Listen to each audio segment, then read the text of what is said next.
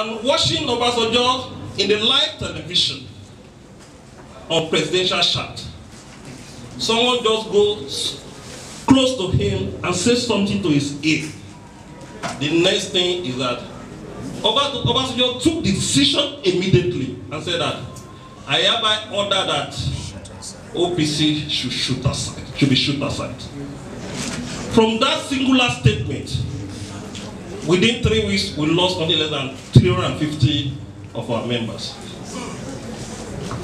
Look, you will realize in about 10 years ago, OPC and the police don't see themselves as a friend. But a fine, refined police officer called Young Arabani put stop to that when he came on board as a Lagos State Commissioner. When the man came, he organized a meeting between I and some police officer, including him. He told me, I'm a policeman. I'm here to serve as a security. I'm not here to be enemy of any group.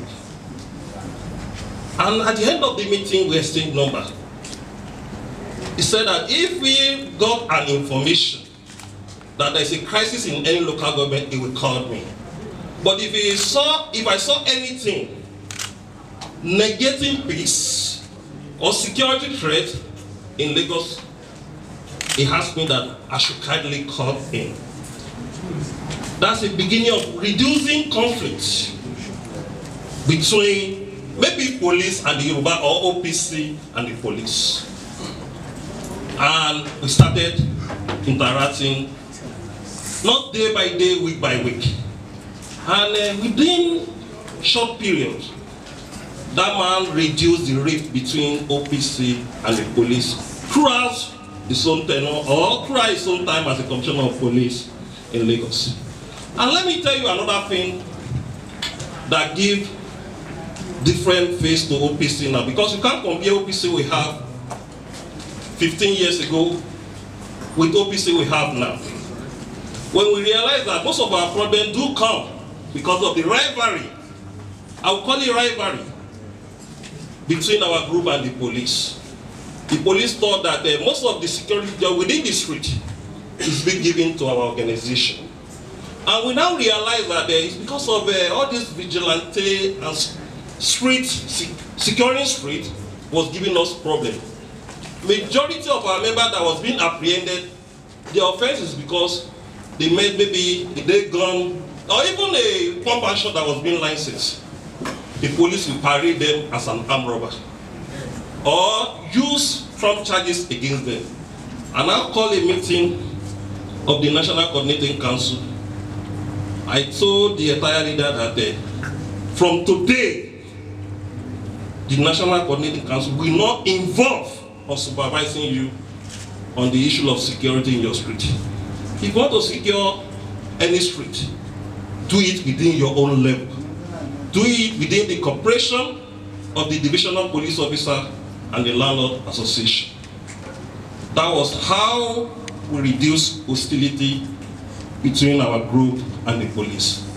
By the time we do that, the police were relieved that OPC was not doing their job. On the detriment of the interest of the society, the armed robber that was suppressed by then came up again in the society. People now calling us that OPC, you couldn't defend us. I said the problem we are having on defending you. When we run to problem, you won't come out to come and defend us. And if care is not taken, this may destroy our group in fusion.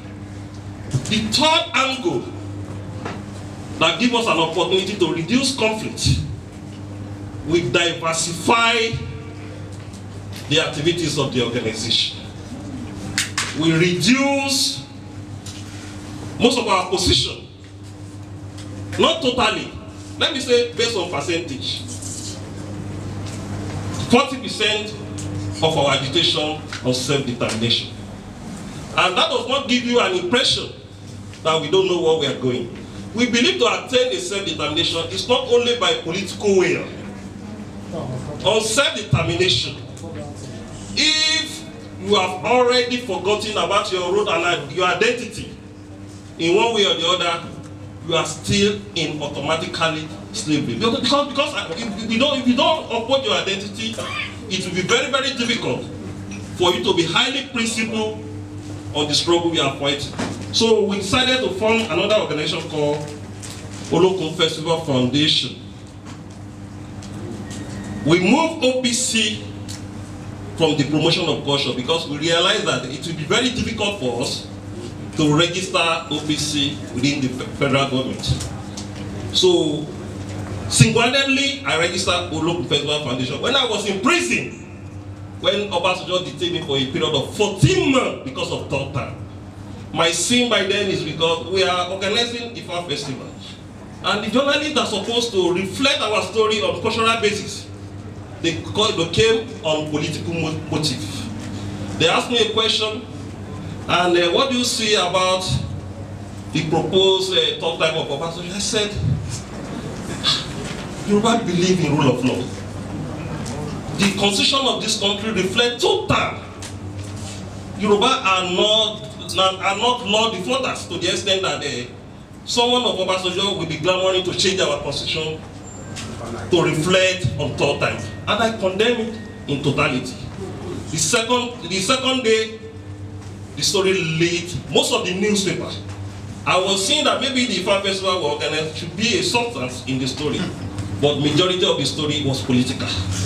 And within 3 days after the story, someone coming from the village that you're in trouble.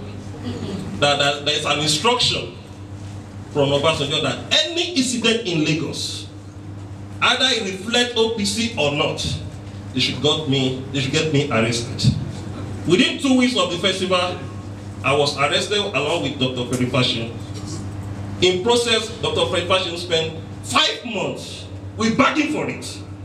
When I realized that the age of Dr. Frederick Fashion cannot go with the detention anymore, I said, Doctor, you better pretend that you are sick. And you better pretend that you are sick because we are still young, but we are almost 70-something. We can't cope with the situation anymore. And we had a meeting. I'm telling you this secret. I couldn't care, maybe the journalist should publish it out. We had a meeting with Dr. Fred Fashion's wife, and the wife asked me 2 times, Gani, are you ready to cooperate with my husband? I said, his father told me, we cooperate with him. When we are leaving Kuje prison, there's a lot of demonstration by doctor. When we go to the court, normally Justice Shikere, he would just adjourn without even accepting anything coming from our lawyer. When he adjourned the case, I said, Doctor, do your normal style.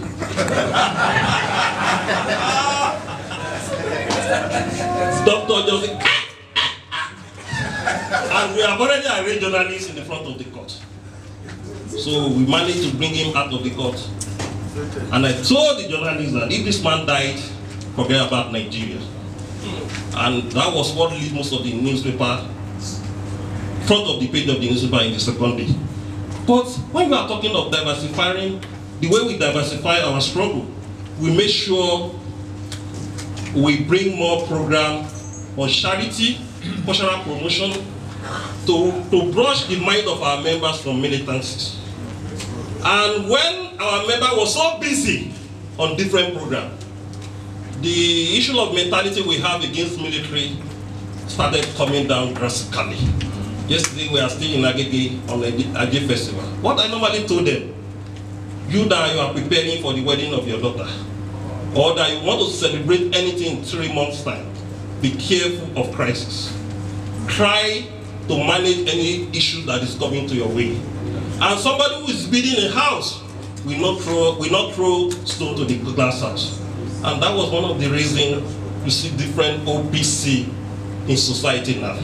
When we have a very good ground about OPC, that was the time we thought about forming another organization, OPU, which is in 66 countries right now, as I'm talking to you. The last country we launched is South Africa, which is different from OPC. I normally surprised when some airline will say that OPC is a group of vagabonds. It's a group of miscreants, where we use it 1,000 Yoruba, that you will not see gradually within them. Where we use it 10,000 Yorubas, that we will not see 20 graduates within them. Where will you see 6 million Yorubas that you will not see up to 10,000 to 20,000 graduates? Most of our executives in our organization, they are professionals. But people don't know because we are grassroots organization. But they blind their eyes when they are seeing political party. 98% of the followers of political parties, they are illiterate. Those who cast votes, those who have passion to vote for their candidate, they are illiterate. Just 1 or 2%, they are elite. They are the resource person of the party. But when they notice that even we have a 5% of elite resource person in OPC, they will still categorize this as a militant, as an organization of vagabond. But let me tell you, nobody on earth who live in AC in his room, who live in AC in his car, who live in AC in the office will be ready to die for his own country or for the society. It's only the people that have been deprived of their land, that have lost hope about their nation, who will be ready. Because what my leader was saying, very sorry, I can see that old soldier will never die. I can say he's pushing it to us that we should be ready to go back to the street.